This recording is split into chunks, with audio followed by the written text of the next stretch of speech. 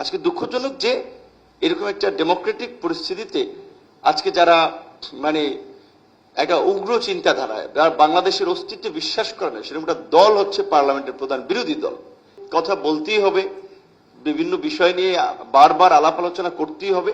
তো নারী প্রতিনিধিত্বের জায়গা থেকে আমি আরেকটা কথা বলবো যে আজকে প্রধান বিরোধী দল জামায়াত ইসলামী একটা সরাসরি আসনে নারী দেয় নাই। তারা যদি সরকার গঠন করতো, কারণ ইন্টারিম গভর্নমেন্ট তো এই গোষ্ঠীকেই ক্ষমতায় আনার জন্য ডিসিদেরকে সেট করেছিল, বিভিন্ন প্রতিষ্ঠানে তাদেরকে প্রাতিষ্ঠানিক একটা স্থায়িত্ব দিয়েছিল, লোকজন সেট করেছিল। যদি তারা ক্ষমতা আসতো কি হইতো?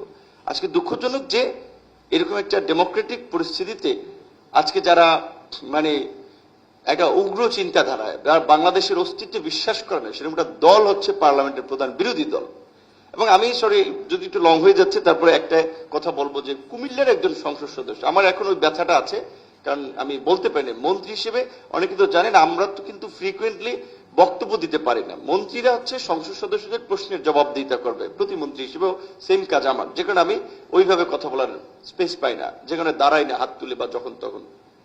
কুমিল্লা একজন সংসদ সদস্য, জামাতের দুজন নারী সদস্য সংসদে বক্তব্য রাখলেন, সেটা নিয়ে উনি অ্যাপ্রিসিয়েট করলেন অনেক ক্ষেত্রে, আপনারা মেধাবী, আপনাদের রাজনৈতিক ভবিষ্যৎ আছে। শেষে ওনার কলিগ তো তারা তো বলেছে যে কিন্তু আপনাদেরকে তো আমি চিনলাম না।